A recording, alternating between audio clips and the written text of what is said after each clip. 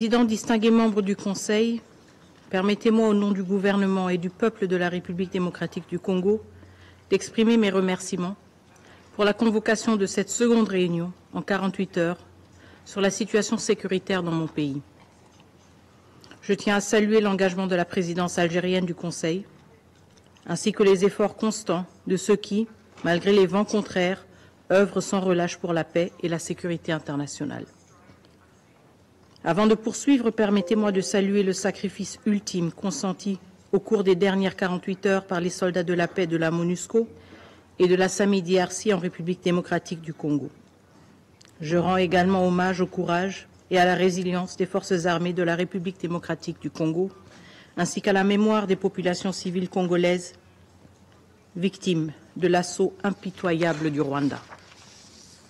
Nous, la République démocratique du Congo, reconnaissons également les pertes en vie humaine parmi les soldats rwandais au cours des affrontements, tandis que le Rwanda persiste obstinément à imposer son faux récit, prétendant ne pas mener une guerre en République démocratique du Congo.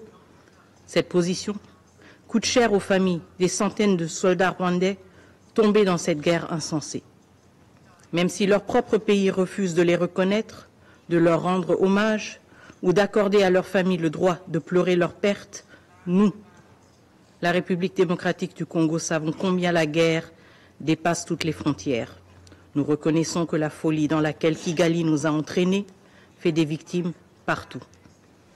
En ce qui concerne le mouvement de protestation observé ce matin dans la ville de Kinshasa, j'aimerais ici rassurer nos partenaires que le gouvernement de la République démocratique du Congo a pris toutes les mesures nécessaires pour assurer la protection des missions diplomatiques accréditées en République démocratique du Congo. Ces incidents, profondément regrettables, ne reflètent en rien l'engagement constant de notre pays envers le respect du droit international et des principes qui régissent les relations diplomatiques. Aujourd'hui, si nous sommes ici encore une fois, en moins de 48 heures, nous devons impérativement avoir le courage de nous poser cette question. Quel impact concret la déclaration de ce Conseil? Quel était l'impact concret de la déclaration de ce Conseil du 26 janvier? Monsieur le Président, à Goma, les forces armées de la République démocratique du Congo, soutenues par la MONUSCO et les troupes de la SADC, continuent à bravoure à combattre. Mais cette défense héroïque et déterminée ne saurait masquer l'ampleur du drame. Une fois de plus, les soldats de la paix, dont 4 soldats sud-africains de la SAMI-DRC, ont payé le prix ultime de leur détermination. Ces victimes de plus ne sont autres que le résultat d'actes criminels constitutifs de crimes contre l'humanité, de crimes de guerre perpétrés par les RDF en toute liberté et sous silence de ce Conseil. Mesdames et messieurs, permettez-moi une parenthèse. Parmi les 4 valeureux casques bleus sud-africains tombés à Goma, l'un d'entre eux n'a pas succombé directement pendant le combat, mais il a succombé à ses blessures. Ce drame illustre tragiquement la réalité actuelle. Des vies se perdent dans une ville assiégée, privée d'électricité, d'eau, de voies d'évacuation. Tel est aujourd'hui le sort de millions de personnes à Goma, piégées, sans accès à l'eau, à l'électricité, à la nourriture ou à un abri sûr. C'est la tragédie partagée par les citoyens congolais, ainsi que par des milliers de soldats de la paix et d'humanitaires pris au piège. Je remémore les mots poignants de la représentante spéciale, Mme Bintou Keïta, il y a 2 jours. Nous sommes piégés. We are trapped. Les dernières 24 heures, plus de 100 blessés ont été accueillis dans les centres de santé du Comité international de la Croix-Rouge. Et la situation humanitaire continue à se dégrader avec plus de 500 000 nouveaux déplacés dans la province du Nord et du Sud Kivu, pour le mois de janvier uniquement. Les forces de défense rwandaises et leurs supplétifs du M23 ont franchi nos frontières, occupé nos villes et nos villages, chassé nos compatriotes de leurs foyers et instauré une administration parallèle, en violation du droit international, et ce, en violation des positions claires de ce Conseil. Jusqu'à quand le Rwanda continuera-t-il d'abuser votre respect et de votre autorité? Quel instrument international doit-il encore violer pour que ce Conseil prenne enfin les mesures nécessaires contre Kigali? De la Charte des Nations Unies au droit international humanitaire, aux droits de l'homme, en passant par les processus de paix de Luanda et de Nairobi, le Rwanda a prouvé que vos déclarations ne lui importent guère. Le cessez-le-feu du 4 août 2024 n'a été pour lui qu'une chimère et il s'est pris d'ignorer vos avertissements du 26 janvier, allant jusqu'à bombarder des hôpitaux et des maisons dans la ville de Goma. Pas plus tard que dimanche le 26 janvier, le Rwanda, pays contributeur en troupes des Nations Unies, par le truchement de son représentant, a considéré ce Conseil comme complice de sa déstabilisation, allant jusqu'à associer la MONUSCO à cette démarche invraisemblable. Si cette stratégie a porté des fruits par le passé, le temps de la manipulation et du mensonge est désormais révolu. La vie de la population civile, privée de moyens de subsistance depuis maintenant 4 jours à Goma, dépend des décisions que vous devez prendre aujourd'hui. Nous ne sommes pas venus aujourd'hui pour vous dire ce que vous ne connaissez pas. Mais nous sommes venus vous demander de prendre le courage de faire ce qui est droit et ce qui est dans vos prérogatives. Les vies des civils ne peuvent pas être pendues à la machinerie politicienne qui observe sans agir. Nous exigeons des actions. Reconnaître la responsabilité du Rwanda dans les violations multiples de notre souveraineté, ainsi que dans les atrocités qu'il commet, a été insuffisant pour qu'il cesse sa poursuite du conflit. Les victimes ne sont plus seulement congolaises. Le Rwanda a frappé l'Afrique et l'Amérique latine, en tuant des militaires sud-africains, malawites et uruguayens venus protéger les civils. Il a frappé ce Conseil en tuant des casques bleus de la MONUSCO. N'est-ce pas une preuve suffisante pour vous que lors de chacune des réunions convoquées par ce Conseil, la liste des orateurs regorge de pays d'Afrique et d'ailleurs, cherchant à vous pousser à agir? Dimanche, c'était l'Afrique du Sud, le Burundi, l'Uruguay.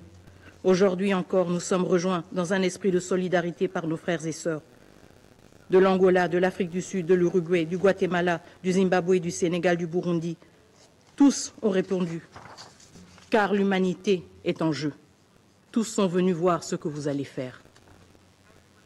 À quel seuil de catastrophe humanitaire et de violation flagrante de notre territoire devrez-vous enfin agir pour sanctionner les responsables du M23 et les officiers rwandais et leurs complices? Si ce Conseil ne sanctionne pas, l'histoire marquera ce temps comme l'époque de l'impuissance et de l'indifférence du Conseil de sécurité. Le droit de rachat de ce Conseil sur cette crise n'est nulle part ailleurs que dans les actions immédiates. Et déjà, nous voyons venir une manœuvre prévisible. Le Rwanda, qui a délibérément dirigé cette guerre sur le territoire d'un autre État souverain, le nôtre, commence à revendiquer que les combats atteignent son propre sol. Mais que pouvait-il espérer? Une guerre, Excellence, ne connaît pas de frontières.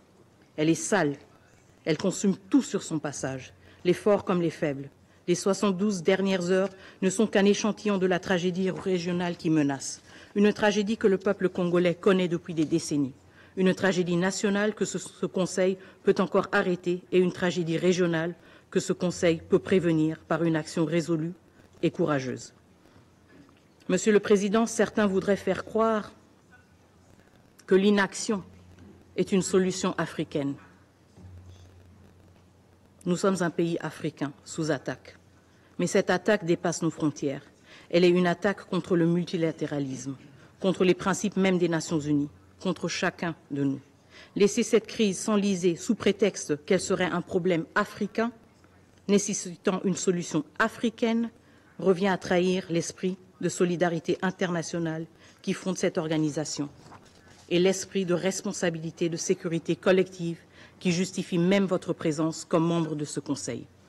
Nous réitérons avec insistance nos 5 demandes urgentes. 1. Le retrait immédiat des troupes rwandaises et la cessation des hostilités. 2. La mise en place de sanctions ciblées contre la chaîne de commandement des RDF et les décideurs politiques rwandais. 3. L'imposition d'un embargo sur les ressources naturelles déclarées comme rwandaises, en particulier le coltan et l'or. 4. La révocation du Rwanda en tant que contributeur de troupes aux Nations Unies.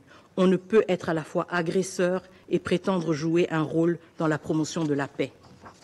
5. La transparence totale sur les transferts d'armes au Rwanda. Ces transferts doivent être arrêtés immédiatement pour empêcher qu'ils continuent à alimenter la violence et l'instabilité.